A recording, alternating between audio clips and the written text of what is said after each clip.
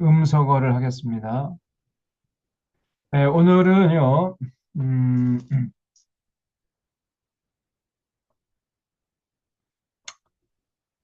오늘은 저 레위기 26장 조금 다 못했는데 26장, 27장 하고 민수기를 하도록 하겠습니다. 민수기.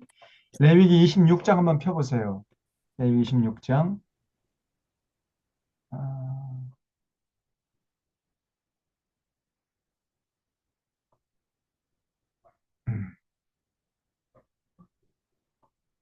네. 그 레위기 26장 26절 말씀을 드렸는데 이제 그 저울에 그 10명의 여인이 한 화덕에 모여가지고 음식을 달아서 나눠주는데 그렇게 한 사람이라도 더 많이 가져갈까 봐 공평하게 나눈다고 저울에 달아서 나누는데 그렇게 나눠서 먹어도 배부르지 못하게 될 것이다. 다시 말하면 극심한 기근이 온 거지요. 그래서 이 저울 그러면은 기근을 상징합니다. 기근. 성경에서 이 저울을 달아 주리니 할 때 이거는 그림 언어라고 그래요. 이거를 그림 언어. 그래서 여러분 그 하나님의 뜻을 받들지 않고 하나님과 맺은 언약을 지키지 않을 때 하나님과 맺은 언약은 요약하면 하나님 사랑과 이웃 사랑이죠. 더불어 사는 세상을 위해서 헌신해야 된다는 거예요. 하나님 믿는 사람들은 그런 삶을 살 때 하나님이 복을 주겠다는 얘기고, 그렇지 않으면, 뭐, 재앙을 보내겠다는 거죠. 저주하겠다는 거죠. 그래서 지난주에 말씀드렸습니다만은, 만약에 이거를 지키지 않을 때에는 14절부터, 그죠? 14절부터 46절까지 저주하겠다는 내용으로 다 되어 있어요. 13절까지는 지킬 때 복 주겠다는 얘기고 14절부터 26장 끝까지는 지키지 않을 때 저주하겠다는 내용입니다. 그래서 만약에 그 언약을 지키지 않을 때 언약을 배반할진데 16절 보면 내가 너에게 이같이 행할 것이다. 곧 놀라운 재앙을 내려가지고 폐병과 열병으로 눈이 어둡고 생명이 쇠약하게 할 것이다. 너희들이 파종한 것은 헛될 것이다. 너희의 대적이 그것을 먹을 것이다. 아무리 농사 지어놔도 외국 군대가 쳐들어와 가지고 전부 강탈하고 약탈하고 수탈해 갈 것이다. 그리고 17절에 보면요. 너희를 미워하는 자가 너희를 다스릴 것이고 쫓는 자가 없어도 너희는 도망하게 될 거야. 얼마나 무슨 얘기입니까? 쫓는 자가 없는데 도망쳐야 돼. 네? 이게 참 비참한 인생이죠. 그리고 그래도 만약에 너희들이 정신 못 차리면은 너희를 7배나 더 징벌하겠다는 거예요. 7배. 가중처벌하겠다는 거죠. 그리고 너희 하늘을 철과 같게 하고 너희 땅을 놋과 하겠다. 하늘이 철이고 땅이 놋이 되면 어떻게 됩니까? 예? 아무리 농사 지어도 뭐 수확을 할 수가 없겠지요.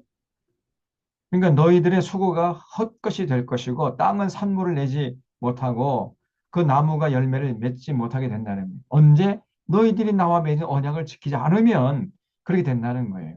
하나님 사랑하고 이웃 사랑하고 더불어 사는 세상을 위해서 헌신하지 않으면 이런 꼴을 당하게 될 것이다. 이렇게 하나님이 미리 예언을 해놨어요. 근데 그래도 정신을 못 차리면은 21절 보면 또 7배나 더 재앙을 내릴 것이다. 더 가중처벌을 하겠다는 거죠. 그래도 정신 못 차리잖아요. 그러면은 또 24절에 보면 너희를 7배나 더 징치하리라 그랬죠. 아, 그 벌이요. 더 갑절로 늘어나는 거예요. 기하급수적으로. 그래서 결국은 이제 기근을 보내고 또 전염병을 보내고 이렇게 하겠다는 거예요. 그래서 저울을 달아서 음식을 나눠도 결코 배부르지 못하게 될 것이다. 이런 얘기를 한 겁니다. 근데 그래도 또 정신 못 차려요. 그럴 때에는 더 7배나 더 징벌할 것인데 29절 보면요. 무슨 얘기 나오죠? 너희가 아들의 살을 먹을 것이고 딸의 살을 먹을 것이며 내가 너희의 산당들을 헐며 너희의 분향단들을 부속할 것이다. 여러분 우리가 지난 주까지 해서 예레미야서를 살펴봤죠. 이 하나님의 예언의 말씀이 예레미야 시대에 그대로 이루어지는 것을 우리가 살펴봤잖아요. 우리 하나님의 약속은 절대로 어, 그냥 헛된 약속으로 그치는 법이 없어요. 반드시 현실이 됩니다. 그래서 하나님께서 약속하신 대로 이 역사를 이끌어 가시는 거예요. 이스라엘 백성들이 하나님의 약속을 안 지키니까, 시내 산에서 맺은 언약 안 지키니까 진짜 하늘에서 비가 오지 않아 가지고 굶주림이 와요. 또 이방 군대가 쳐들어와 가지고 성을 에워싸니까 성 안에서 양식이 떨어졌어요. 그러니까 굶주리다 못해서 그 여인들이 제 새끼를 잡아가지고 솥에 넣어서 끓여서 그 고기를 뜯어먹고 있단 말이죠. 그런 모습을 우리가 예레미야 애가서를 통해서 살펴봤잖아요. 예?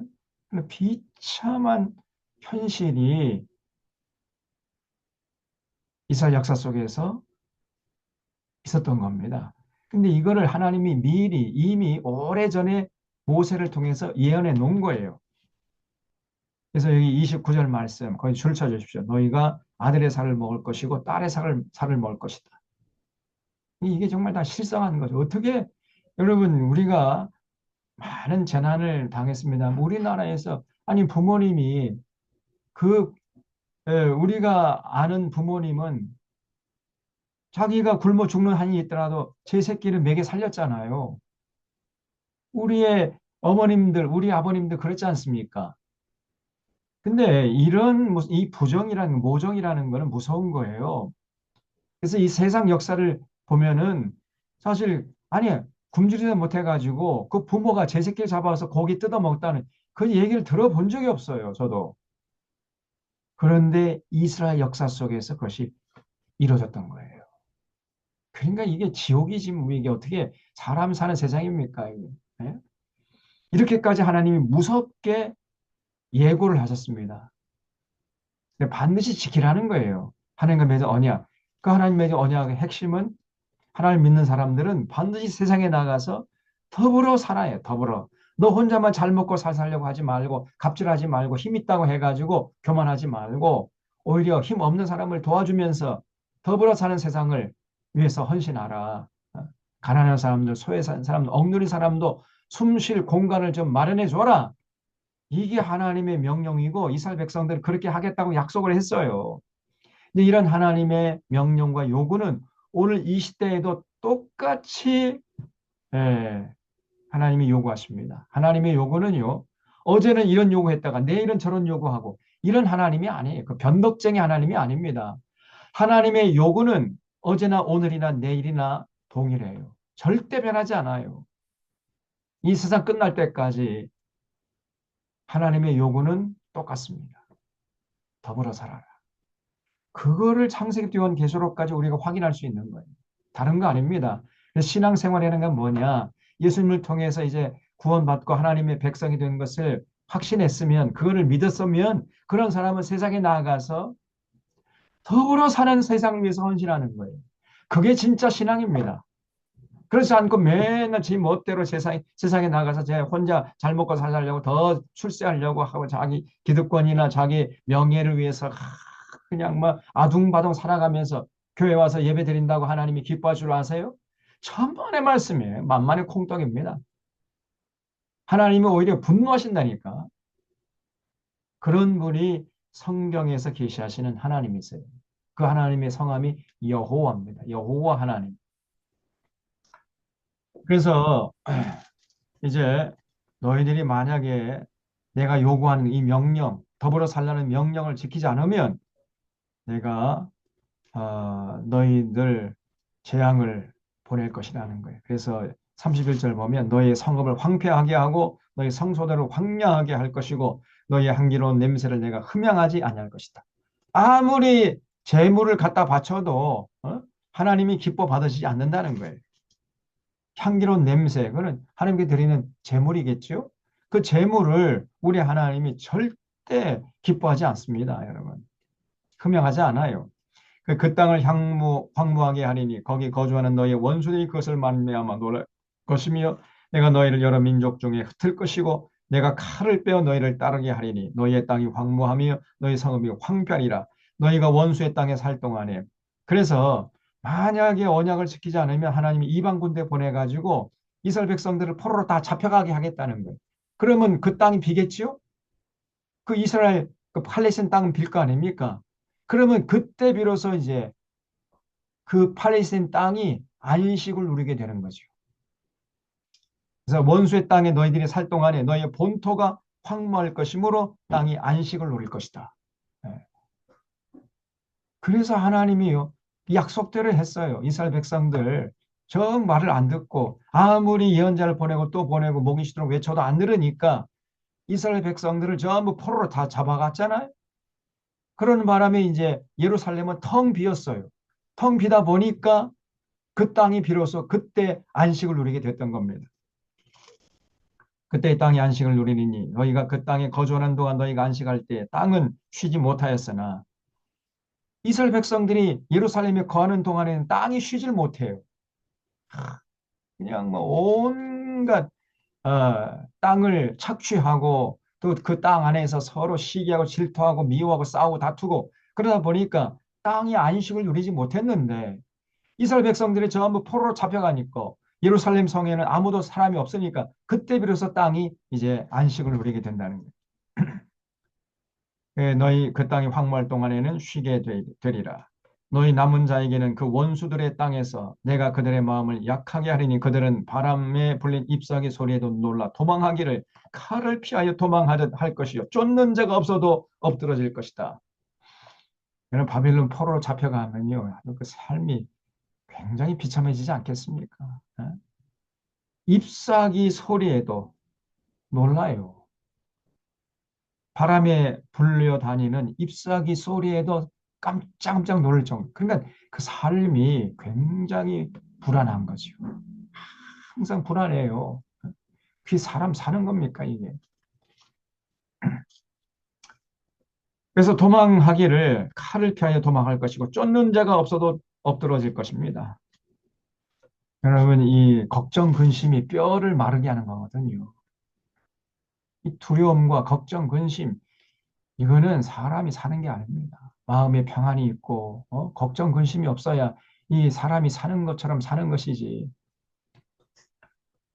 그래서 여기 40절에 그들이 나를 거스른 잘못으로 자기의 죄악과 그들의 조상의 죄악을 자복하고 또 그들이 내게 대항함으로 나도 그들에게 대항하여 내가 그들을 그들의 원수들의 땅으로 끌어갔음을 깨닫고 그 할례받지 아니한 그들의 마음이 낮아져서 그들의 죄악의 형벌을 기쁘게 받으면, 다시 말하면 이제 포로로 잡혀갔을 때 그 바벨론 포로 속에서 야 우리가 진짜 하나님 마음을 아프게 했구나 하면서 스스로 그때 거기서 자신들의 죄를 깨닫게 되면 그런 얘기예요. 그러면 내가 야곱과 맺은 내 언약과 이삭과 맺은 내 언약을 기억하며 아브라함과 맺은 내 언약을 기억하고 그 땅을 기억하리라. 이럴 정도로 우리 하나님이 자비하세요. 회개하고 돌아오면 다시 받아주겠다는 겁니다. 그들이 내 법도를 싫어하며 내 규례를 멸시하였으므로 그 땅을 떠나서 사람이 없을 때 그 땅은 황폐하여 안식을 누릴 것이고 그들은 자기 죄악의 형벌을 기쁘게 받으리라. 그런즉 그들의 원수들의 땅에 있을 때 내가 그들을 내버리지 아니하며 미워하지 아니하며 아주 멸하지 아니하고 그들과 맺은 내 언약을 폐하지 아니하리니 나는 그들의 여호와 그들의 하나님이 됨이니라. 그래서 여러분 당시 유다 백성들이 바벨론 포로로 잡혀갔을 때 낙심하고 절망하고 막 그랬잖아요. 그때 예레미야가 여러분 하나님이 여러분을 미워해서 지금 이렇게 바벨론 포로로 잡혀온 게 오게 하신 게 아닙니다. 여러분들의 잘못을 깨닫게 하고 여러분들 진심으로 회개케 하기 위해서 여러분들 향한 하나님의 마음은 절대로 어, 저주가 아니고 장래의 미래의 희망을 주려는 것입니다. 그 예레미야서 29장에서 이렇게 말씀했죠. 하나님의 그 마음은요 이스라엘 백성들을 어떻게든지 간에 회개케 해서 다시 품에 안고 복을 주려고 하는 것이지 이스라엘 백성들을 아주 멸하고 저주하려고 하는 게 목적이 아니었단 말이에요. 그러니까 낙심하지 말아라. 이렇게 예레미야가 이제 그들을 위로했잖아요. 그 모습을 우리가 예레미야서를 통해서 확인했죠.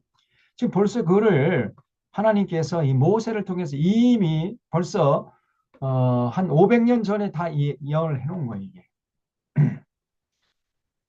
그래서 내가 그들의 하나님이 되기 위하여 민족들이 보는 앞에서 애굽 땅으로부터 그들을 인도해낸 그들의 조상과의 언약을 그들을 위하여 기억하리라. 나는 여호와니라.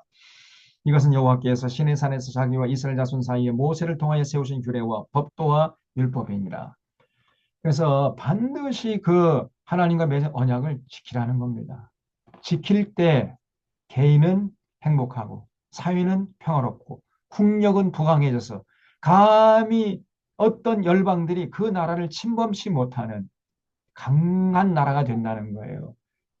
그래서 이스라엘 백성들의 생명과 평안을 위한 복이었습니다. 평안을 위한 그 목적으로 주신 것이 그 율법이었어요. 그럼 그걸 기쁨으로 지켜야죠. 억지로 마지 못해서 지키려고 하는 것이 아니라 스스로 감사함으로 자발적으로 앞장서서 지키려고 했어야 되는데 이 어리석은 이스라엘 백성들이 마지 못해서 죽지 못해서 그냥 이렇게 지키려고 하다가 나중에는 그냥 그것마저도 팽개쳐 버리고 우상을 섬기고 그러다 보니까 뭐 하나님께서 그 싫어하는 짓만 골라서 하다가 조금 가진 자들은 갑질하고 권력 있는 사람들은 그냥 고의를 빨아대고 거짓 저울과 거짓 추를 사용하고 부당 이득 추도가 부동산 투기, 증권 투기 막 뇌물 다 받아먹고 이런 짓 하다가 결국은 나라가 망해버리고 바벨론에 의해서 아수르에 의해서 전부 다 칼에 맞아 죽고 굶어 죽고 전염병에 걸려 죽고 이런 비참한 역사를 기록했던 겁니다. 거기에 대한 기록이 구약 성경이에요. 그래서 이 레위기를 알아야 역사서가 이해가 되는 것이고 예언서가 이해가 되는 것이에요. 이 레위기를 모르면 왜 하나님이 이스라엘 백성들 사랑한다고 하시면서 보기만 하면 그렇게 얼굴에 울그락 불그락 푸르락 하면서 이렇게 이스라엘 백성들을 때리시냔 말이에요. 복은 주지는커녕 왜 저렇게 이스라엘 백성들을 흠기 두들겨 패느냐. 그 이유를 레위기를 알아야 비로소 이해가 되는 것입니다. 그래서 이 레위기서는 샅샅이 우리가 살펴야 된다 그랬죠. 그래서 레위기서는 하나님과의 관계를 유지하는 데 있어서 중요한 그 제사 드리는 법, 그리고 생명을 잉태하고 출산하고 양육하고 건강을 도모하고 하는 그 차례대로 하나님께서 우리 실생활과 가장 가까운 것부터 아주 조근조근 아주 자세하게 말씀을 해주셨어요. 그래서 우리가 이걸 잘 듣고 마음속에 새기고 지켜야 됩니다.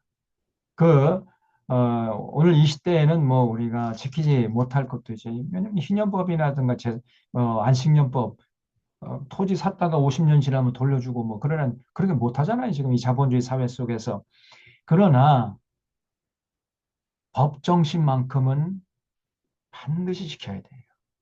구체적인 법은 우리가 지키지 못한다 할지라도 그 법 정신이 있어요. 법을 만들 때는 그 법 자체가 목적이 아니고 법 정신이라는 것을 구현하기 위해서 법을 만드는 겁니다. 그렇죠? 그래서 그 시대가 좀 달라졌기 때문에 오늘 이 시대에 우리 자본주의 사회 속에 살아가는 이 시대에 우리가 그 뭐 안식년법, 희년법은 지키지 못해요. 그러나 그 안식년법, 희년법을 통해서 구현하고자 했던 그 정신이 있어요. 그 정신. 그 정신이 뭐냐면 더불어 살라는 거거든요. 그 법 정신만큼은 반드시 우리가 지켜야 돼요. 계승해야 된단 말이죠. 더불어 살아라 제발 좀. 근데 오늘날 이 한국교회 이 교인들이요. 이 법 정신을 깡그리 뭉개버려요. 그냥 나 혼자만 잘 먹고 잘 살고 내 사업만 잘 되면은 만사일 거예요. 내가 하나님께 복 받았고 그 주변 이웃들이 뭐 굶어 죽든지 말든지 나라가 망하든지 말든지 난 관심 없다. 이런 식으로 신앙생활을 하는 사람들이 너무나 많단 말이에요. 이거는 예수 믿는 게 아닙니다. 그는 조금 심하게 말하면요. 헛지랄이에요. 헛지랄. 괜히 취미 생활하는 것이고, 그래서 제가 늘 얘기하잖아요. 요즘 한국 교회는 이익 집단이다. 이익 집단. 하나님의 뜻을 받들기 위해서 모인 공동체가 아니고 자기들의 이익을 지켜내기 위해서 모인 공동체에 불과한 것이다. 교회가 아니에요.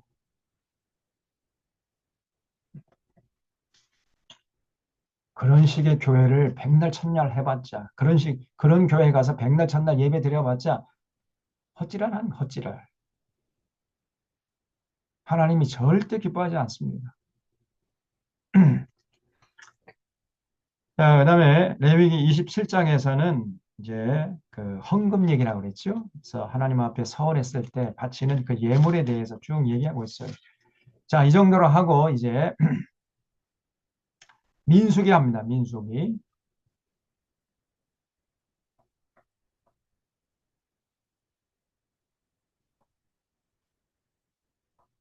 예, 자, 오늘부터는 이제 민수기를 하겠는데요. 민수기라는 이 책은 원래 원어 성경에는요, 배 및 바르 이게 돼 있어요. 배 및 바르. 이거 무슨 뜻이냐면 광야에서 이런 뜻입니다. 광야에서. 그래서 이 제목이 암시하는 것처럼 민수기는 이스라엘 백성들이 광야에서 40년 동안 하나님과 맺은 언약을 실천한 기록이에요. 이스라엘 백성이 출애굽했잖아요. 출애굽을 해가지고 50일째 되는 날 시내산에 도착해가지고 시내산에서 이제 하나님과 언약을 체결했죠. 그 구체적인 내용이 레위기를 우리가 살펴봤어요. 그래서 이제 시내산에서 1년 동안 머물면서 하나님과 언약을 체결하고 그다음에 성막을 지었다고 말씀드렸죠. 출애굽기 25장부터 40장까지가 성막 건축에 대한 이야기라고 말씀드렸습니다. 그런 다음에 한 38년 동안을 이제 미디안 광야에서 헤매요. 이스라엘 백성들. 그 미디안 광야에서 살아갈 때에 그 삶의 기준이 뭐냐면은 바로 레위기죠. 그래서 하나님과 맺은 언약을 실천했던 그런 기록한 책이 민수기란 말이죠. 이스라엘 백성들은 애굽에서 430년 동안 노예 생활하면서 젖어 있던 이 노예 근성을 벗어버려야 됐어요. 이 노예 근성 가지고 가나안 땅에 정착하게 되면 하나님이 아무리 복을 주셔도 그 복을 누릴 수가 없잖아요. 그래서 어, 40년 동안 미디안 광야에서 지지고 볶고하면서 이 노예 근성을 벗어버리는 그런 과정, 하나님의 백성다운 삶을 회복하는 이러한 과정이 필요했던 것입니다. 그래서 하나님이 사실 이스라엘 백성들이 출애굽해가지고 그 지중해 해변길을 통해서 가나안 땅으로 가면은 일주일이면 걸어서 갈 수 있는 가까운 길이에요. 그 가까운 길을 놔두고 저 미디안 광야, 험한 광야로 인도해가지고 40년 동안이나 거기서 지지고 볶고하다가 예, 가나안 땅에 들어가게 했단 말이에요. 왜 그랬느냐? 그 노예 생활하던 그 상태에서 곧바로 가나안 땅에 들어가 버리면 노예 근성을 벗어버릴 기회가 없잖아요.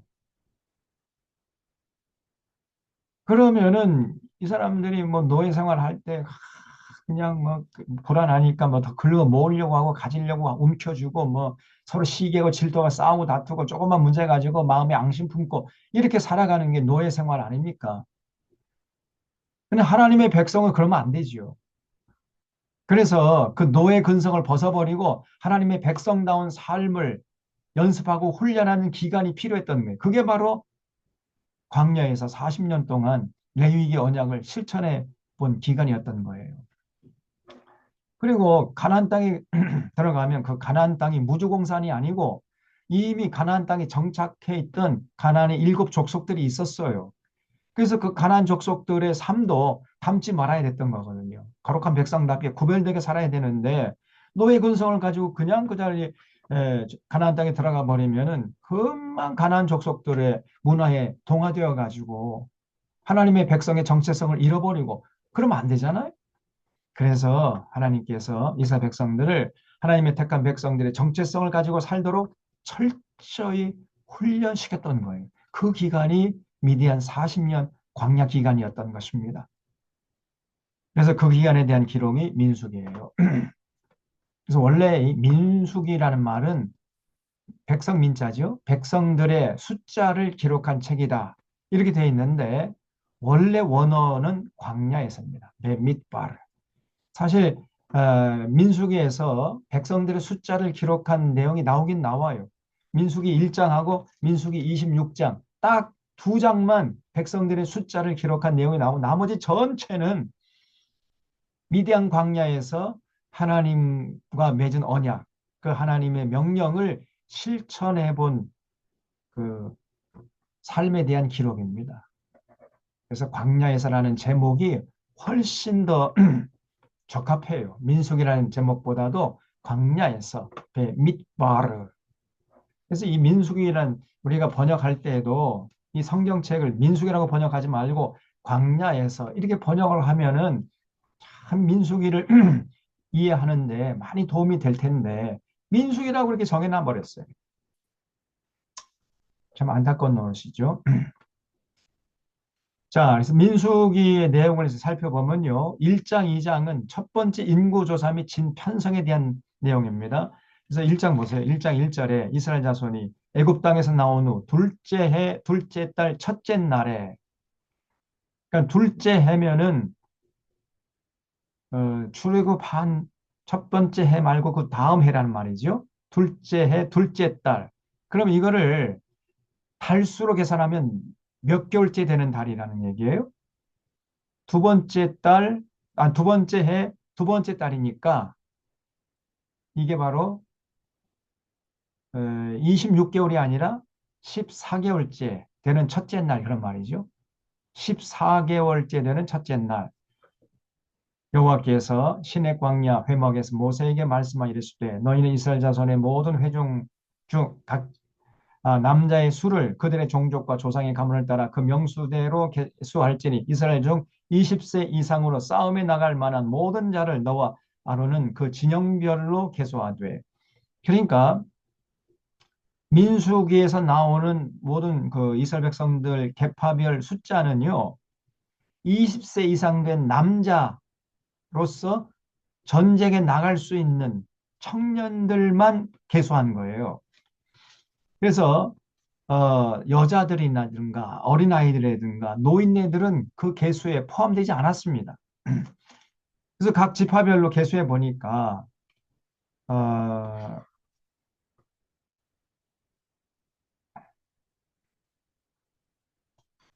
여기 21절 보면 르우벤 지파에서 계수된 자는 4만 6,500명이다. 그렇죠?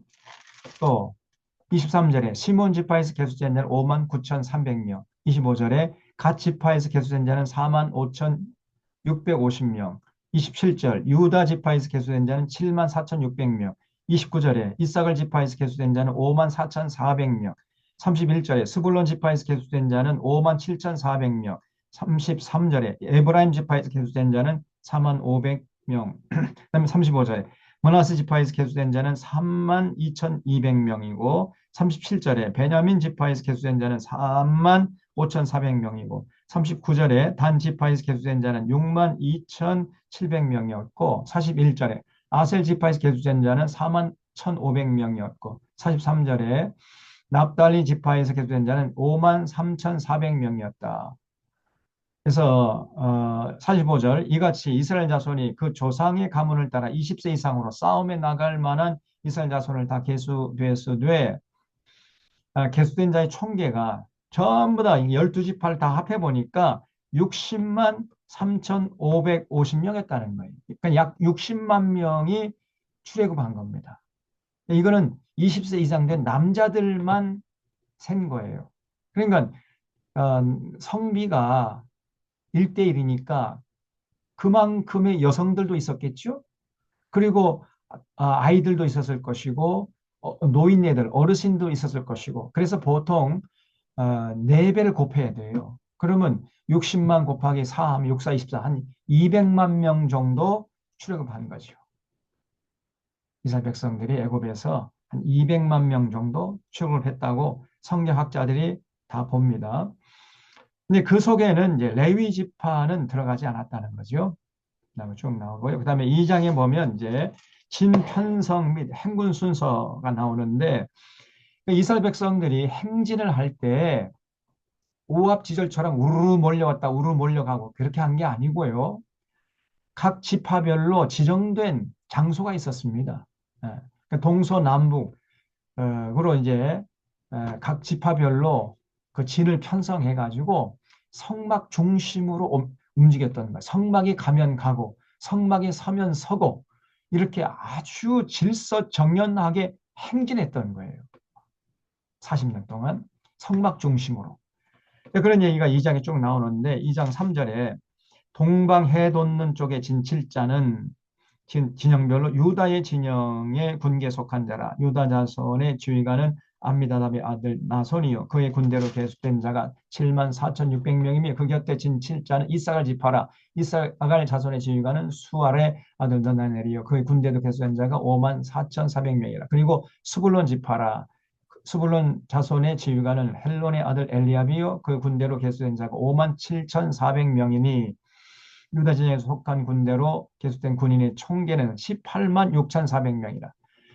그들은 제1대로 행진할 것이다. 그러니까 동쪽에 이제 동쪽에 진을 친 그 지파들은요. 유다 지파하고 이사갈 지파, 스불론 지파 세 지파가 동쪽에 진을 치라는 거예요.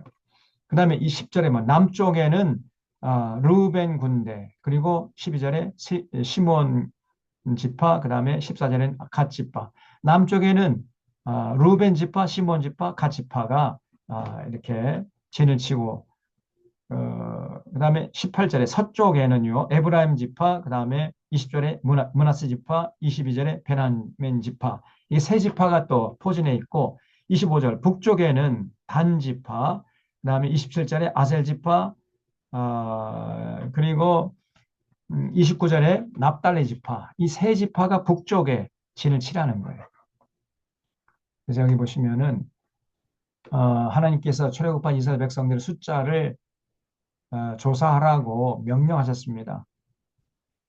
전쟁에 나갈 만 청년들의 숫자를 진영별로 계수해 보니까 루벤 지파가 4만 6천 명, 시몬, 갓 지파, 유다 지파, 이사갈 지파, 스불론 지파, 에브라임 지파, 므낫세 지파, 베냐민 지파, 단 지파, 아셀 지파, 납달리 지파 이렇게 12지파 총 합해 보니까 60만 3,550명이었어요. 레위 지파는 계수하지 않았죠. 그들은 싸움에 나갈 자들이 아니고 하나님의 성막 관리를 맡은 자들이었기 때문에 그 계수에 포함되지 않았다는 것입니다. 지파별로 진영을 배치했는데 이 성막을 중심으로 성막 관리는 이제 아론의 후손들이 이렇게 관리를 했죠. 그래서 성막을 이제 이동할 때는 성막을 다 이제 분해해야 할 거 아니에요.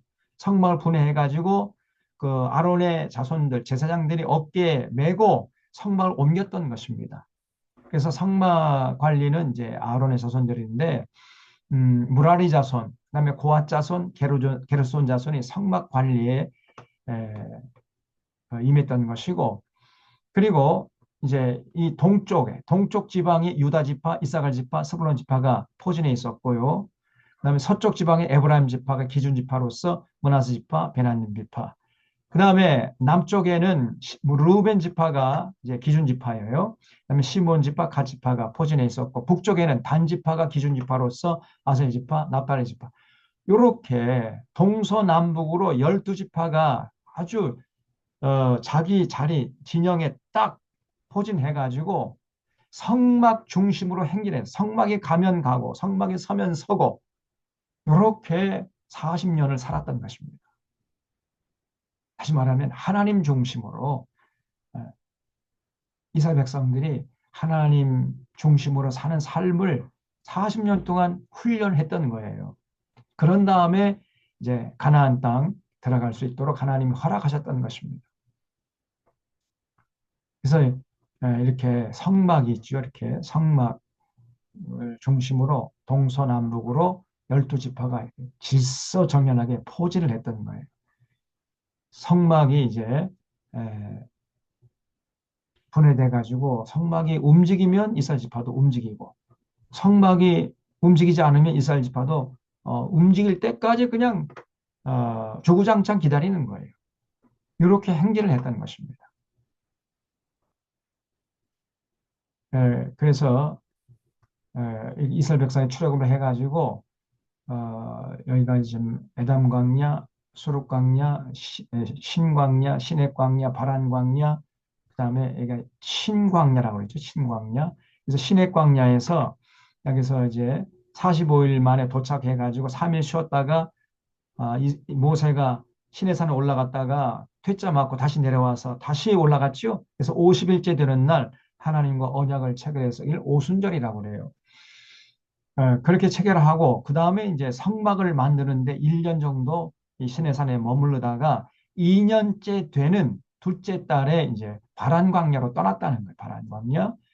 그리고 신광야. 여기서 이스라엘 백성들이 38년 동안 지지고 복구했던 거예요. 여기서. 여기는 사람이 조금 살만한 그런 그 환경이었습니다. 여기는 물도 있고 풀도 있고 이렇게 사람이 살만한 곳이에요. 여기는요, 사람이 살 수 없는 곳입니다. 여기 한번 우리가 반드시 가봐야 되는데 여기는 거의 사막 지방이에요. 사막. 에, 여기 그 마라의 그 쓴물 여기 나오죠. 마라 이스라엘 백성이 도착했을 때 우물 발견해가지고 너무나 갈증이 나가지고 물을 마시려고 하다 보니까 물이 써요. 마실 수가 없는 겁니다. 그런 경험이 있었잖아요. 저도 여기 가봤는데 아이고 여기는 사람이 살 만한 곳이 못 됩니다. 이제 그 가이더가 장난 삼아서 여러분 여기 내려가서 그 마라의 그 쓴물 우물을 한번 구경하고 오십시오. 그러면 이제 그 순례객들이 아주 좋다고 내려가는데 그 기간 동안에요. 이 저 가이더가 운전사에게 얘기를 해가지고 조만그 버스를 조만그 빼놔요. 그러면 그 순례객들이 깜짝 놀래가지고 버스가 떠난다 해가지고 막 달려옵니다. 그러면서 천천히 이제 버스를 가게 하면은 이 사람들이 한 10분 정도 막 헐레벌떡 막 뛰어와요. 버스 놓치지 않으려고. 버스에 탄 다음에 막 화를 냅니다. 아니, 우리 놔두고 이렇게 가다니 그럴 수 있습니까? 막. 화를 내면은 이제 그때 가이다가 웃으면서 여러분은 10분 동안 이렇게 했는데도 이렇게 죽을 맛인데 출애굽했던 이스라엘 백성들이 얼마나 고생스러웠겠습니까? 그걸 조금 맛보라고 제가 이렇게 한 겁니다. 이렇게 얘기를 해요. 10분만 거기 햇빛에 노출되면 살 생각이 그냥 없어져 버려요. 얼마나 뜨거운지 살인적인 더위입니다. 살인적인 더위. 우리가 지금 올해 여름 더웠지만은 이런 더위는 아무것도 아니야 사실. 여기 이 광야를 지나오면요. 여기는 사람이 살 수가 없는 곳이라니까요. 그래서 이런 곳을 지나오고 그래서 이제 바람광야, 이 친광야 여기서 38년 동안 지지고 볶고 하면서 이제 레위기 언약을 실천해 본 이런 기간을 가졌던 것입니다. 자, 다시 돌아가서 어,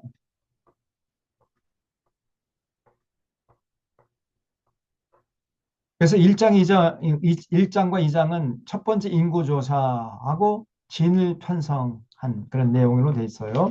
그 다음에 3장에서는 아론의 후손들, 그 제사장들 역할을 했던 그 사람들을 이제 계수하는 내용이 쭉 되어 있습니다. 3장에 레위 자손들 인구조사가 쭉 나오고요.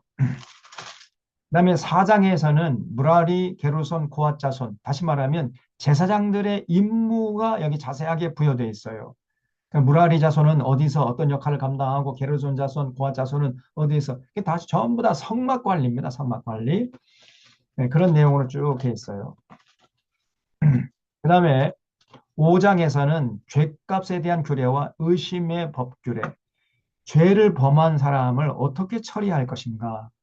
여러분 공동체 200만 명이 그렇게 뭐 양식도 넉넉지 못하고 마실 물도 부족하고 그런 사람들이 200만 명이 우글우글 한국에 모여서 살아봐요. 예? 날씨는 그냥 막 뜨겁죠. 마실 물은 많지 않고 양식도 부족하고 그러면 사람들의 그 마음이 거칠어지게 돼 있어요. 사람들의 성정이 거칠어집니다. 제가 옛날에 어렸을 때그 서울의 공덕동에서 살았어요. 공덕동. 공덕동 저쪽에 그 높은 언덕배기 살았는데 거기는 완전히 서민들이 사는 삶이었어요. 지금 제가 옛날에 한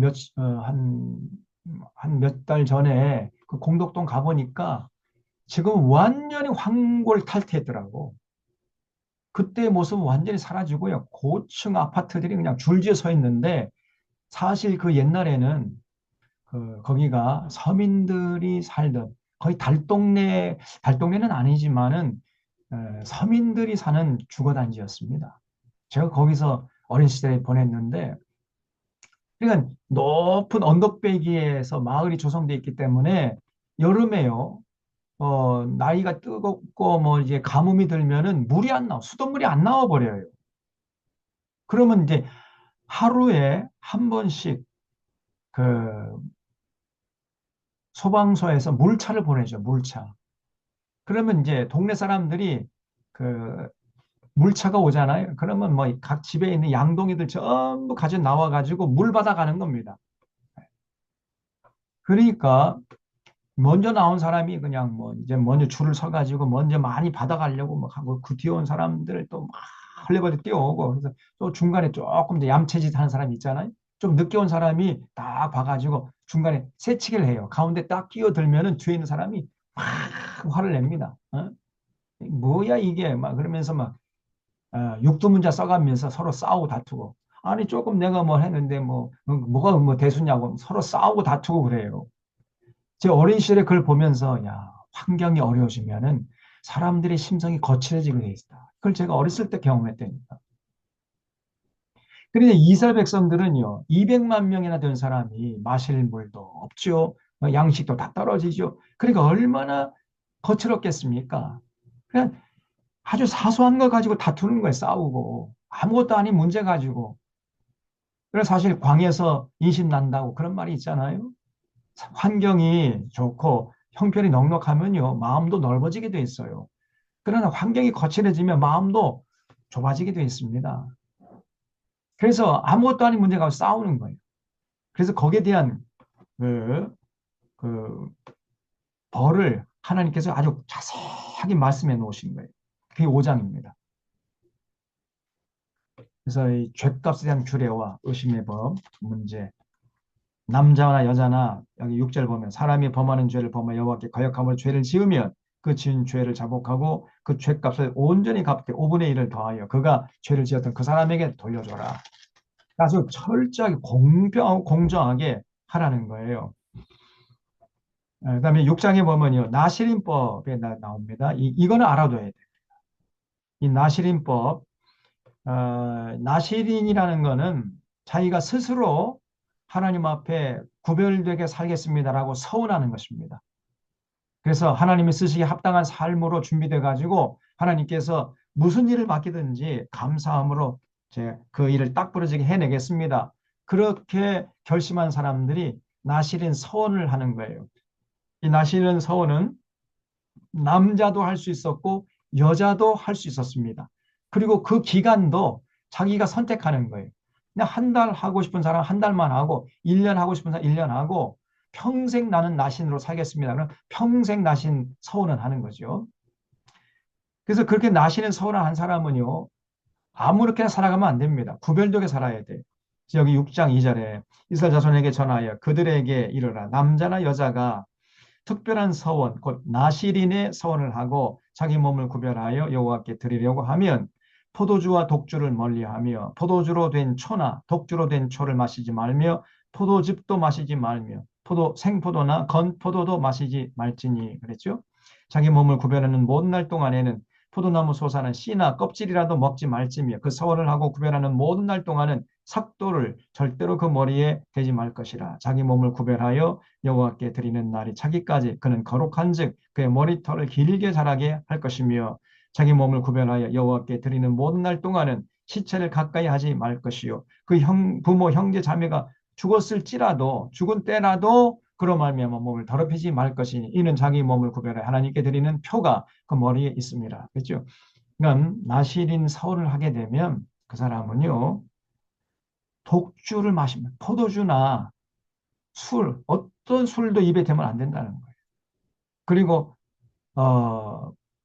삭도도 대면 안 됩니다. 수염도 깎으면 안 되고 머리카락도 깎으면 안 되고 그다음에 죽은 시체도 만지지 말라는 거예요. 심지어 부모 형제가 죽었을지라도 그 죽은 시체를 가까이 하지 말아라. 그래서 자기를 거룩하게 구별해서 하나님 쓰시기 합당한 사람으로 준비를 하라는 겁니다. 그래서 이 나실은 서원 기간은 자기가 정하는 것이고 평생 할 사람 평생 하고 그 뭐 1년 하는 사람 1년 동안은 절대로 포도주나 삭도 머리에 대면 안 되고 포도주 마시면 안 되고 시체 가까이 하면 안 되고 그렇게 살라는 거예요. 그래서 성경에 나오는 최초의 나실인 누구였죠? 성경에 나온 최초의 나실인 삼손이죠. 삼손이 나실인 서약을 했는데 서약을 해놓고는요. 독주를 마셔야 됐잖아요. 독주를. 포도주를 마셔내고 삭도를 결국은 삭도 머리카락을 자르면 하면 힘이 다 빠져나가 버렸잖아요.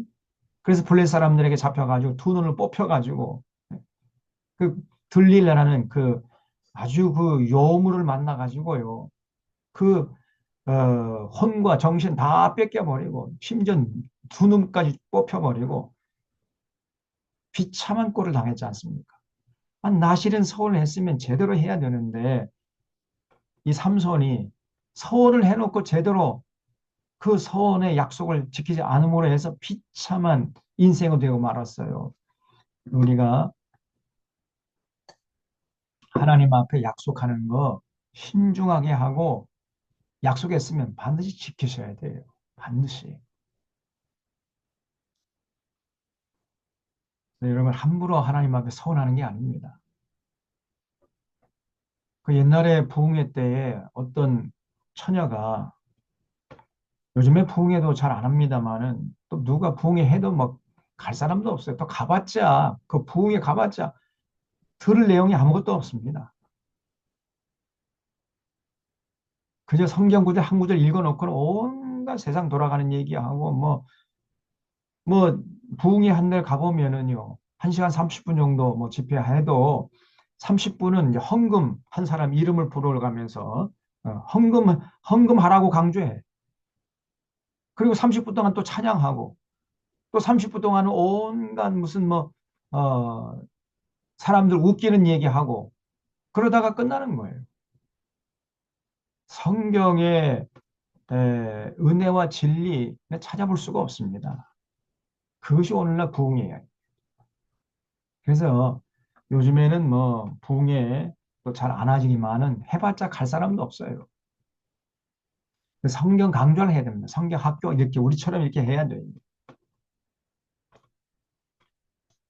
그래서 어떤 처녀가 이제 부흥회를 가가지고 그때는 뭐 나중에 이제 부흥회 끝날 쯤에는 이제 또 경매에 붙여요. 여러분 하나님께 헌신을 다짐하십니까? 다짐하시면은 헌금하십시오. 헌금 100만 원, 100만 원 때 손들라는 거예요. 200만 원, 500만 원, 1000만 원 경매 붙여요. 그 부흥 강사가. 근데 이 처녀가 그때 그냥 너무 은혜를 많이 받았는지 감동이 돼가지고요. 1000만 원 할 때 손을 들어버렸네. 어이, 그러고 나서 이제 집에 돌아오니까 그때 정신 번쩍 드는 거예요. 하나님 앞에 1000만 원 하기로 서원을 해버렸잖아요. 야, 이거 어떻게 하면 좋은가. 고민이 돼가지고, 어느 목사님을 찾아갔대요. 근데 그 목사님이 하나님께 서원했으면 반드시 지켜야 됩니다. 그러더랍니다. 그래서, 1000만 원 헌금하라는 거예요. 그러면서 하는 얘기가, 그리고 교회는 그 처녀에게 구제 헌금으로 1000만 원을 주라. 이렇게 처분을 내렸대요. 그러면 쌤쌤이 되는 거죠. 근데 그거는 성경적인 방법이 아닙니다. 성경적인 방법은 뭐냐면요. 어, 서원을 했을 때는 아무나 서원을 할 수 있는 게 아니에요. 서원을 할 사람들은요, 자기가 경제적으로 독립이 돼야 돼요. 경제적으로 독립한 사람들은 자기가 스스로 서원할 수 있어요. 자, 민수기 30장 먼저 하겠습니다. 민수 30장 보세요. 민수기 30장 2절에 보면 사람이 여호와께 서원했거나 결심하고 서약했으면 깨뜨리지 말고 그가 입으로 말한 대로 다 이행할 것이니라. 그렇죠? 함부로 서원하면 안 되지만은 서원 일단 했잖아요. 그럼 반드시 지키라는 거예요. 그런데 만약에 3절 여자가 어려서 그 아버지 집에 있을 때에 여호와께 서원한 일이나 스스로 결심하려고 한 일이 있다고 하자. 예? 다시 말하면 여자가 결혼하지 않은 채 자기 아버지 집에서 살고 있다가 서원했다고 해보자는 거예요. 그러면 그 아버지가 그의 서원이나 그가 결심한 사역을 듣고도 그에게 아무 말이 없으면 그 모든 서원을 행할 것이요. 그러면 이제 그 아버지가 그 딸이 서원한 것을 용인했다는 거죠. 허락했다는 거예요. 그러면 그 서원은 이제 효력을 발생하는 겁니다. 그가 결심하고 서약을 지킬 거예요. 그러나 5절에 이게 중요합니다. 그의 아버지가 그 듣는 날에 허락지 아니하면 그의 서원과 결심한 서약을 이루지 못할 것이니 그의 아버지가 허락지 아니하였은즉 여호와께서 사하시리라. 그러니까 이 처녀가요 하나님께 1,000만 원 헌금했다고 서원했으면은 이제 자기 아버지에게 찾아가야 돼. 아버지 찾아가서 아버지 제가 부흥에 참석해가지고 막 부흥의 분위기에 휩쓸려가지고 북을 동동동 치고 막 경매 붙이는 바람에 정신이 혼미해가지고 1,000만 원 헌금한다고 서약을 했는데 어떻게 하면 좋겠습니까? 그 아버지가 그래, 그럼 해야지. 그러면 그 서약이 유효한 거예요. 그러나 그 아버지가 쉴 데 없는 소리하고 있어. 응? 귀신 씨나 까먹는 소리 하고 있어. 이렇게 하면은 그 서원은요 무효가 되어버립니다. 무효. 그 1,000만 원 헌금하지 않아도 돼. 그래서 그렇게 안 해도 여호와께서 사하시리라 그랬어요. 또 결혼한 상태에서 남편이나 여편이 자기 멋대로 헌금했다고 하나님 앞에 헌금한다고 서원을 했어도 그것이 유효하려면요 배우자에게 동의를 구해야 돼. 배우자의 동의가 없으면은 그 서원은 무효가 되어 버립니다. 6절 이하 쭉 나와요. 그래서 아무나 서원할 수 있는 게 아닙니다. 많은 사람들이 뭐 중고등학교 또 대학 시절에 하나님 앞에 하나님 제가 평생 신학교 가가지고 목회자로 살겠습니다. 서원을 하는데 결국은 서원을 이루지 못해가지고 뭐 직장인에 살다가 항상 죄의식에 찌들리면서 살아가는 이런 사람도 많아요. 제 친구 중에 하나가 제가 대학 때 굉장히 친한 친구가 있었는데 박민보라고 굉장히 이 친구가 믿음이 좋았어요. 학교 오면은 강의실에서 수업 듣기 전에 먼저 가가지고 캠퍼스 그 한양대학교 제가 한양대 나왔거든요. 한양대학교 캠프 다니면서 전도지 돌리고 다녀요. 전도지 예수 믿으라고 교회 나가라고 그럴 정도로 열심을 냈습니다.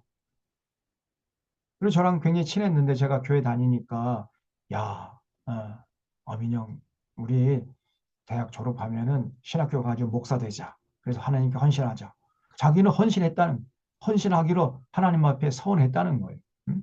자기가 저 대학 졸업하면은 신학교 가가지고 목사 되어가지고 하나님 나라를 위해서 헌신하겠습니다. 서원을 했대. 그런데 아직까지도 신학교를 안 가고 있습니다. 아직까지도. 그 친구가 지금 그 유공 있잖아요. 유공. 그 기름 회사, 석유 회사 유공 들어가 가지고 뭐 부장 뭐 전문가 뭐 해가지고 뭐 중국 대표 책임자로 나가. 그래서 잘 나가다 보니까 신학교 가는 거를 차일피일 미루고 있어요. 지금까지 아직도 못 갔어요. 그러니까 항상 그 마음속에 내가 젊었을 때 하나님께 신학교 가겠다고 서원했는데 그 죄의식이 있는 거야, 죄의식이. 근데 민수기 그 30장에 의거해 보면은요, 그 서원은 무효입니다. 자기 아버지나 어머니에게 동의를 구하지 않았잖아요. 그러니까 무효야. 그러니까 죄의식 가질 필요도 없어요. 그때 저는 맨날 학교 가가지고 오렌지족이 있어요. 오렌지족. 야타 막 이래가지고 맨날 뭐 저 신학교 갈 생각 눈꼽만큼도 없었습니다. 그랬던 자가 신학교 가서 목사 되고 신학교 가겠다가 맨날 입만 열면은 그냥 나팔 불던 그 친구는 아직도 신학교를 안 가고, 야, 인생이 이게 어떻게 된 건, 어떻게 전개될 것인지 아무도 몰라요. 그래서 여러분 함부로 서원하는 게 아니에요. 서원하면 일단 서원 반드시 지켜야 됩니다. 그러나 그 서원이 유효하려면은 조건이 필요하다는 거예요. 그걸 꼭 알고 계셔야 돼요.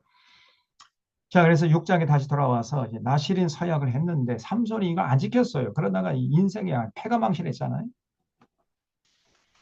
그런 얘기가 6장에 쭉 나옵니다.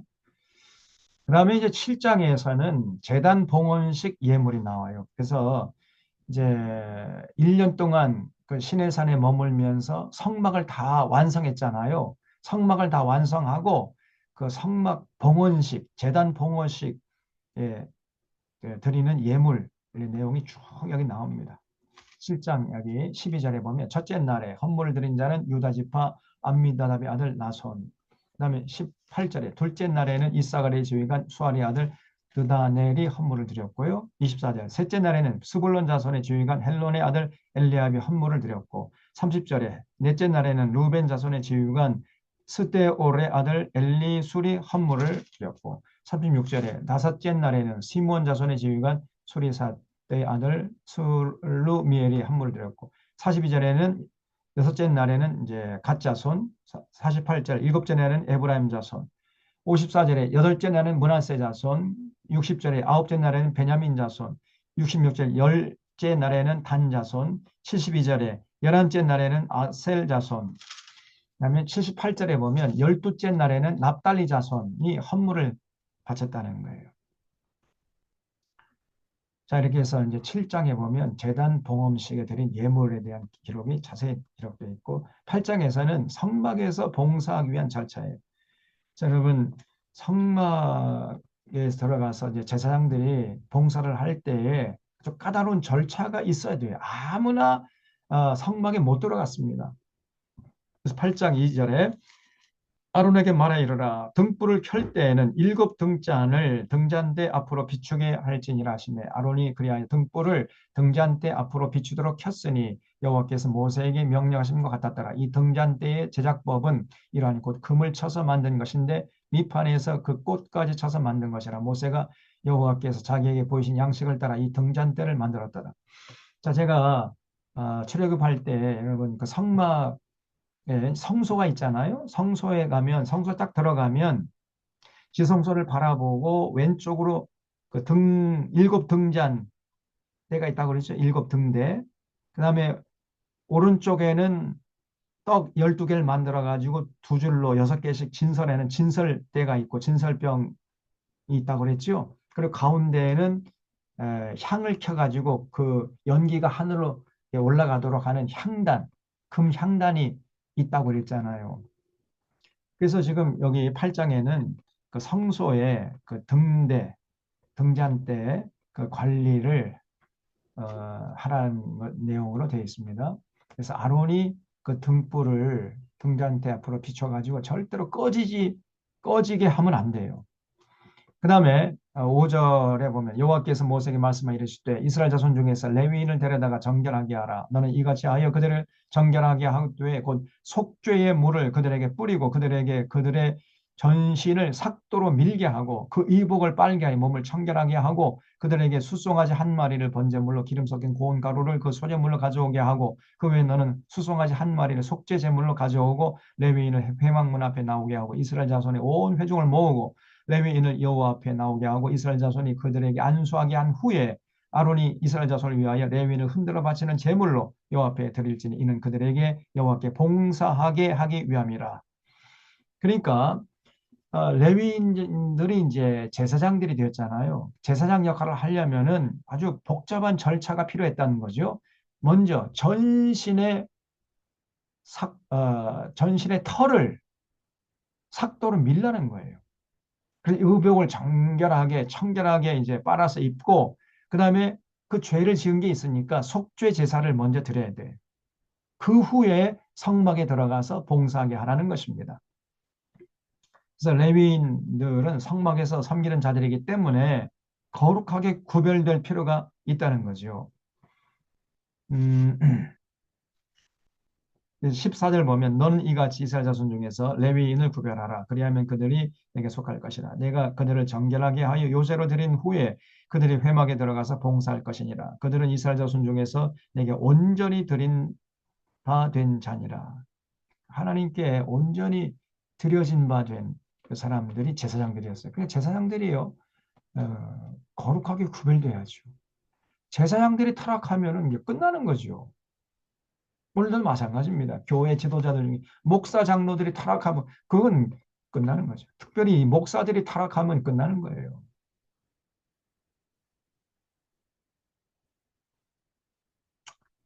오늘날 이 목사들이 거룩하게 구별된 자 그렇게 많지 않아요. 참 그게 문제입니다. 음,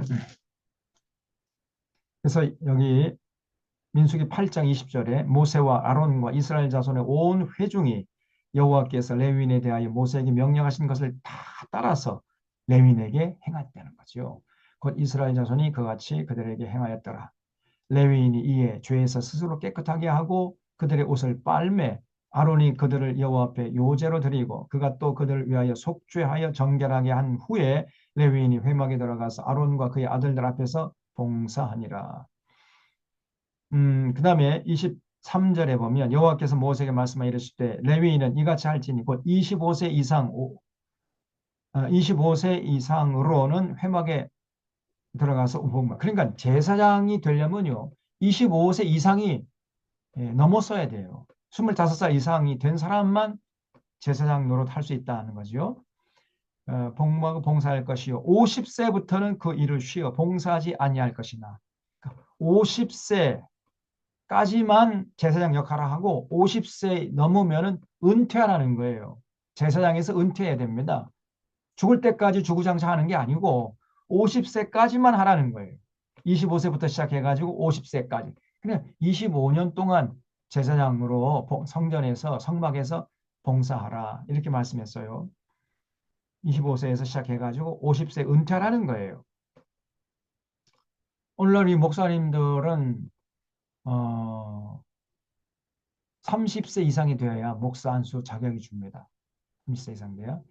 그리고 70세가 되면 이제 은퇴하게 돼 있어요. 옛날에는 65세였는데 이제 70세로 늘어났죠.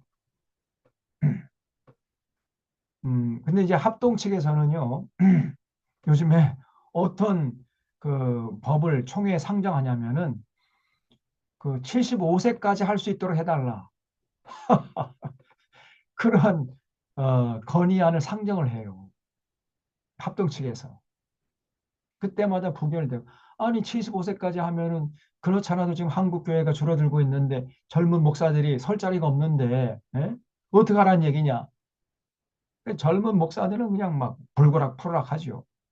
근데 이제 나이가 이제 지긋하게 드신 분들, 이제 은퇴를 앞두에 둔 이런 분들은 좀 더 연장해서 하고 싶은 욕심이 생기는 거예요. 아닙니다. 딱 깨끗하게 은퇴해야 돼. 그 은퇴하기 전엔 최선을 다해서 교회를 위해서 헌신하고 은퇴할 때가 차면은 깨끗하게 은퇴하고 더 이상 그 뒤에서 뭐 영향력 행사하려고 하고 그런 짓 하면 안 돼요. 그러면 은퇴 목사, 이제 원로 목사가 돼가지고 뒤에서 뭐 감나라 배나라 이렇게 해가지고 그 담임 목사를 흔들어대요. 그런 짓을 하고 있습니다. 절대 그런 거 용납하면 안 돼요. 지금도 저 명성교회 그 사람, 그 김삼환 목사 이 사람이 은퇴한 다음에 자기 원로 목사 돼가지고 뒤에서 다 조종하고 있잖아요. 그래서 한국 교회가 지금 저 김삼환 이런 한 사람 때문에 지금 난리 법석을 떨고 있습니다, 지금. 예? 이번 총회도 전 창원에서 모였는데 결국은 따지고 보면 저 김삼환 때문에 그래요. 아이고, 정말 이 심각한 문제입니다. 하나님 앞에 큰 죄를 짓고 있는 거죠. 저 사람은 남은 구원할지 모르지만 자기는 이제 지옥 가려고 온갖 못된 짓을 하고 있습니다. 뒤에서. 하나님 무서운 줄 모르고. 그런 신앙을 가졌으니 목회 현장에 있을 때에도 제대로 목회했겠습니까? 온갖 제 목적을 위해 수산망만 가리지 않고 목회를 했던 그런 연장선상에 그런 못된 짓을 하고 있는 거예요. 그런 사람들이 지금 거의 뭐 온갖 술수와 거짓말을 밥 먹듯이 하는 이런 사람들이 결국 목회에도 많이 성공합니다. 또 정치권에서도 뭐 온갖 거짓과 술수로 살아온 사람들이 득세하고 있잖아요. 그런 것처럼 이 목사 세계도 마찬가지예요. 정직하게 순수하게 참 하나님 말씀대로 하려고 목회하려고 하는 이런 사람들은 별로 빛을 못 보고 참 온갖 자기 목적을 위해 수단방법 가리지 않는 이런 사람들이 사람 많이 끌어모으는 데 성공하고 그래 그럼 뭐 합니까? 교회가 아니라고 그랬잖아요, 제가. 아무짝에도 헛질 안 하는 거죠. 그리고 거기에 휘둘리고 있는 교인들이 불쌍할 뿐입니다. 절대 그런 어리석음을 범하면 안 돼요. 그래서 예수 믿었으면 다른 것보다도 사람 바라보지 말고 창세기 요한계시록 성경 말씀을 빨리 정확하고 정밀하게 빠른 시간 내에 정리를 해가지고 성경 보는 안목이 열려야 돼요. 성경을 또 계시하시는 하나님 인격적으로 만나는데 거기에 관심을 가지고 신앙의 열정을 불태워야 됩니다. 거기는 별로 관심이 없는 사람들이. 그러면서 예수 믿겠다고 깝죽대고 있어요. 그러다가 이제 어느 시간이 흐르면 이제 에, 안수집사 되고 권사 되고 장로 되고 목사 되고 그럼 전혀 성경에서 계시하신 하나님이 어떤 분이신지 모르고 그러면서 이제 거기에 힘이 들어가고 뭐 이러다가 이제 인생 끝나면은 그 사람이 어디로 가겠습니까? 제대로 하나님을 믿지 않고 예수 믿지 않았는데 뭐 그 사람이 가는 길이 어디겠어요?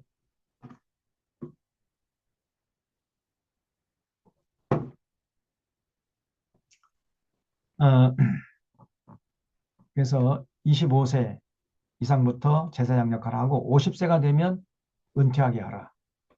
그래서 저는 70세 이제 딱 3년 남았는데 3년 딱 되면 뒤도 돌아보지 않고 갈 겁니다. 9장에 9장부터 10장에 시내 광야에서 바람 광야로 이제 그래서 여기까지는 이스라엘 백성들이 출애굽한 다음에 아직도 시내산에 머물러 있는 거예요. 아직도. 그래서 여기 9장 1절에 애굽 땅에서 나온 다음 해 첫째 달에 여호와께서 그러니까 다음에 첫째 달이니까 2년째 되는 첫째 달이죠. 그러니까 12개월, 13개월째 되는 1월에 그런 말입니다. 여호와께서 시내 광야에서 모세에게 말씀하여 이르시되 이스라엘 자손에게 유월절을 그 정한 기일에 지키게 하라. 그 정한 기일 곧 이달 14째 날 해질 때에 너희는 그것을 지킬지되. 이제 6월절을 지키라는 거죠. 그 모든 규례와 그 모든 규례대로 지킬지니라. 5절 그들이 첫째 달 14째 날 해질 때에 시내 광야에서 6월절을 지켰으되 이스라엘 자손이 여호와께서 모세에게 명령하신 것을 다 따라 행하였더라. 그래서 이제 6월절 지킬 때 그 어린 양을 잡으라 그랬죠. 그 어린 양을 잡아서 그 고기를 먹되 11절 보세요.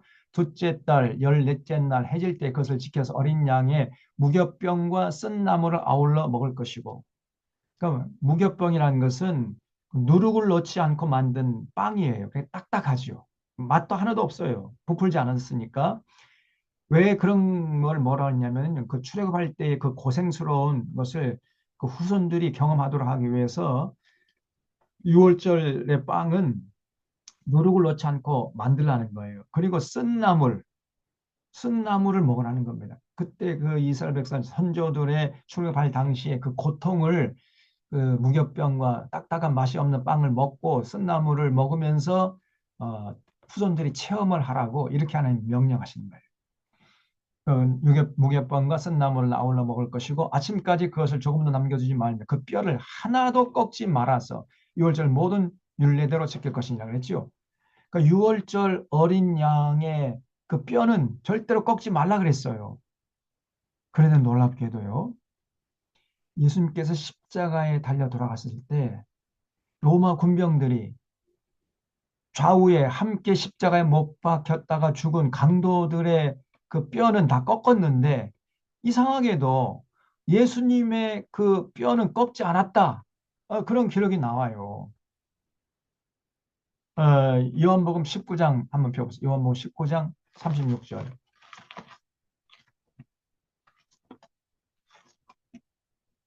요한복음 19장 36절.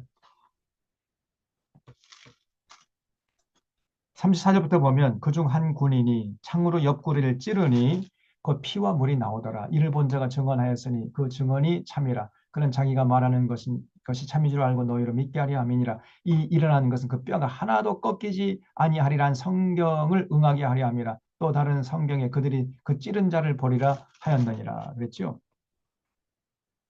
여기 32절 나옵니다. 32절 다시 좀 더 요한복음 19장 32절을 보면 군인들이 가서 예수와 함께 못 박힌 첫째 사람과 또 그 다른 사람의 다리를 꺾고 예수께 이르러서는 이미 죽으신 것을 보고 다리를 꺾지 않았다는 거예요. 이상하게도 로마 군병이 예수님의 다리, 그 정강이 뼈 다리는 꺾지 않았어요. 다른 두 강도들의 다리는 뼈는 꺾었는데 이거를 굳이 요한복음에서 기록을 해놨어요. 이걸 기록한 목적이 뭐겠어요? 이는 뼈가 하나도 꺾이지 아니하리란 성경을 응하게 하려 함이라. 다시 말하면 예수님의 십자가의 죽음이 유월절 어린 양의 죽음이었다는 거예요. 그거를 지금 요한복음에서 전하기 위해서 굳이 로마 군병이 예수님의 뼈를 꺾지 않았다는 것을 기록하고 있는 겁니다. 그러면 유월절 어린 양의 역할은 뭐였죠? 유월절 어린 양을 잡아서 그 피를 문설주에다가 바르면은 천사들이 와서 애굽의 장자들을 칠 때에 그 어린 양의 피가 묻어 있는 그 집의 문설주는 6월에 건너뛰었죠. 그래서 유대인들이 다 살아났잖아요. 다시 말하면 예수님의 십자가 사건은 유월절 어린 양의 희생이라는 거예요. 다시 말해서 예수님의 십자가의 피가 그 인격 속에 묻어 있는 사람은 하나님 앞에 심판받지 않고 구원받는다. 그것을 지금 요한복음이 전하고자 했던 것입니다.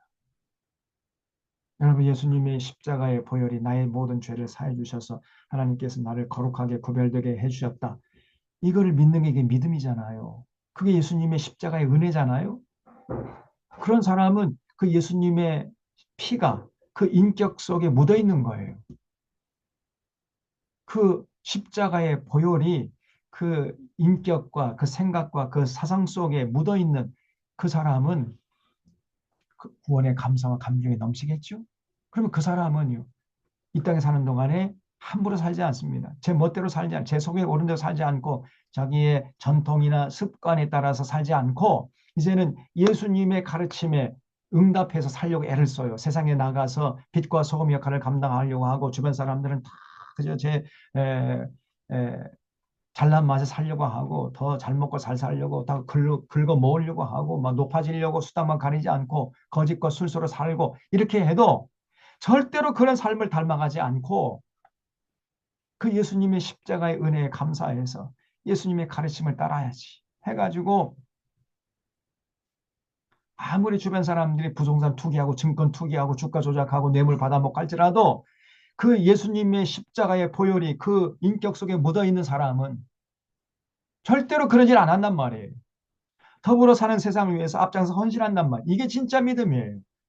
그런 사람이 나중에 천국의 주인공이 되는 것입니다. 이 땅에 사는 동안 천국을 맛보고 누리다가 영원한 천국의 주인공이 되는 거예요. 이게 성경이 가르치는 진리 중의 진리입니다.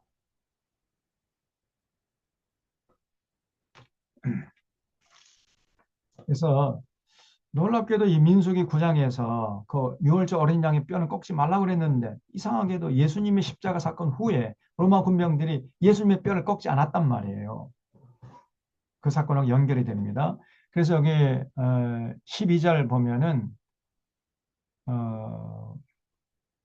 시옷에 그 뼈를 하나도 꺾지 말아서 할 때 그 앞에 시옷이라고 이게 이제 관주입니다. 관주.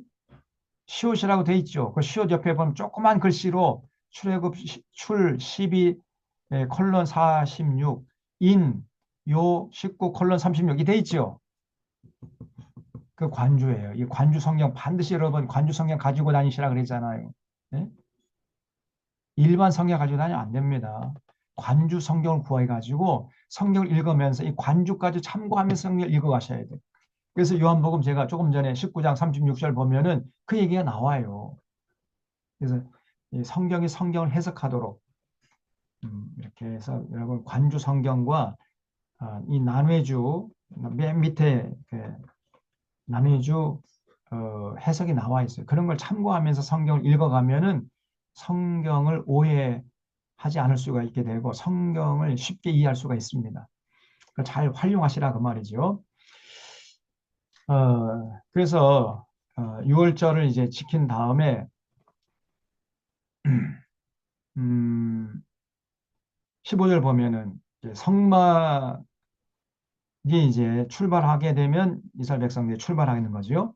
성막을 세운 날에 구름이 성막과 증거에 성막을 덮었고 저녁이 되면 성막 위에 불 모양 같은 것이 나타나서 아침까지 이르렀으되 항상 그러하여 낮에는 구름이 그것을 덮었고 밤이면 불 모양이 있었는데 구름이 성막에서 떠오를 때에는 이스라엘 자손이 곧 행진했고 구름이 머무는 곳에 이스라엘 자손이 진을 쳤으니 이스라엘 자손이 여호와의 명령을 따라 행진했고 여호와의 명령을 따라 진을 쳤다.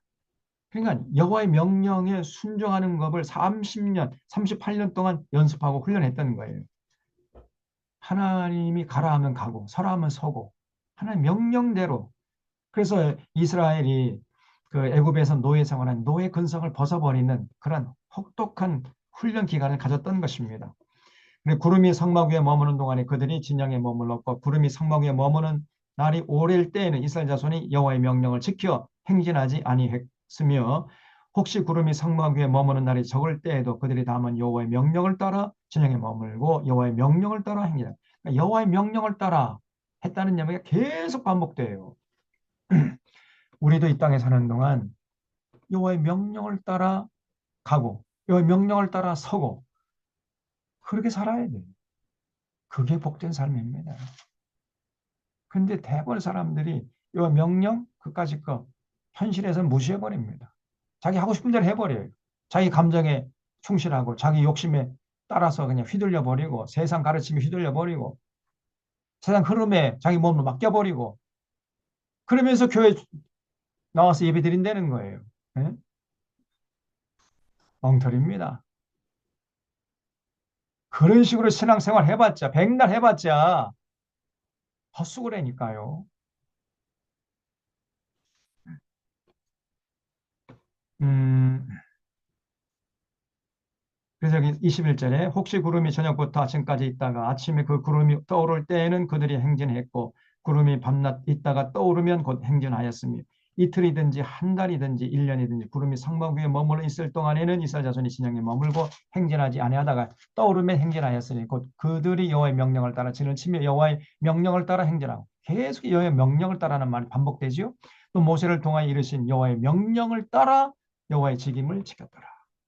자, 10장에 보면은 이제 그 행진할 때 어떻게 했냐면 그 행진 신호가 나팔을 부는 거예요.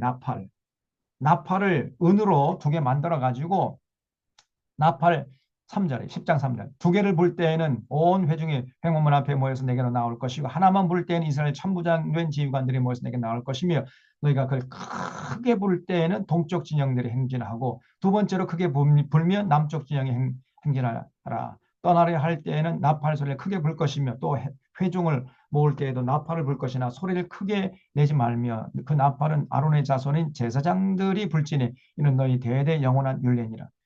그래서 이스라엘 백성이 행진할 때 행진하는 그 신호가 바로 나팔이었어요. 나팔. 나팔 크게 두 개. 불면 그 팔레스타인 땅이 거기는 대부분 다 광야고 뭐 언덕배기도 별로 없고 그러니까 멀리까지 퍼집니다. 200만 명이 다 들을 수 있을 정도로 큰 소리를 내는 나팔을 만들어가지고 불어가지고 신호를 삼아라. 이렇게 하는 거죠. 10장 11절에 둘째 해 둘째 달 스무 날에 그러니까 둘째 해 둘째 달이니까 개월수로 따지면 14개월이죠. 14개월째 되는 20일에 구름이 증거의 성막에 떠오르며 이스라엘 자손이 시내 광야에 출발하여 자기 길을 가더니 그러니까 이때까지는 시내 산에 머물러 있었던 거예요. 이때까지. 그래서 드디어 이제 바란 광야로 출발한 겁니다. 바란 광야에 구름이 머무니라. 바란 광야도 굉장히 거친 땅이에요. 그러니까 가다가 사람들이 또 이제 힘드니까 원망하고 불평하고 낙심하고 절망하고 막 그럽니다. 이 17절 보세요. 이에 성막을 거두며 게르손 자손과 무라리 자손이 성막을 메고 출발했으며 반드시 성막은 제사장들이 메고 이동을 했던 거예요.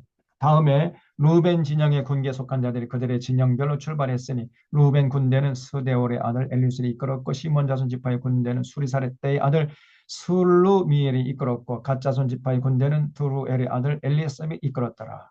구앗인이 성문을 메고 또 행진을 했어요. 다음에 이제 또 22절에 보면 에브라임 자손이 또 행진하고 쭉 이렇게 질서정연하게 행진했던 겁니다. 그때 29절에 이제 모세의 장인 미디안 사람 르후엘의 아들 호밥에게 여호와께서 주마하신 곳으로 우리가 행진하나니 우리와 동행하자 그리하면 선대하리라. 여호와께서 이스라엘에게 복을 내리라 하셨느니라. 호밥이 그에게 이르되 나는 가지 아니하고 내 고향 친족에게로 돌아가겠다. 모세에게 청하건대 우리를 떠나지 마소서. 당신은 우리가 광야에서 어떻게 진칠지를 아나니 우리의 눈이 되리이다. 우리와 동행하면 여호와께서 우리에게 복을 내리시는 대로 우리도 당신에게 행하리이다. 그러니까 모세의 장인 미디안 사람 그리고 아들 호밥이 그 미디안 광야 사람이기 때문에 지리에 밝을 건 아닙니까? 그 우리는 애굽에서 종로로 타다가 나왔으니까 지리 어두우니까 장인께서 우리를 좀 인도해 주십시오. 우리의 눈이 되어 주십시오. 이렇게 부탁을 했더니 그 장인이요. 아니야, 나는 그냥 고향으로 돌아갈 거야.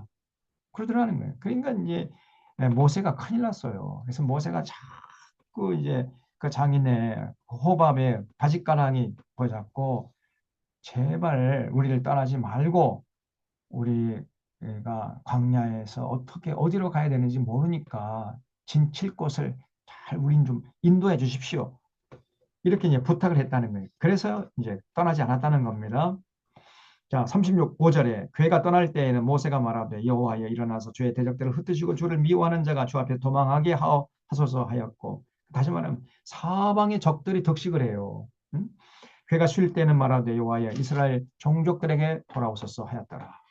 그래서 오늘은 10장까지 하겠습니다. 그래서 이런 이스라엘 백성들이 이제 그 시내 광야에서 하나님 언약을 체결하고 그 내용이 레위기지요.